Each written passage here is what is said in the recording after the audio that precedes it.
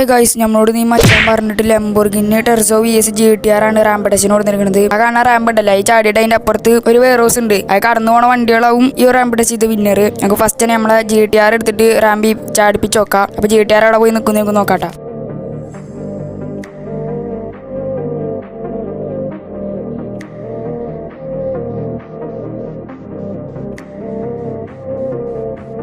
Okay guys, നമ്മളെ GTR jump ചെയ്തിട്ടുണ്ട്.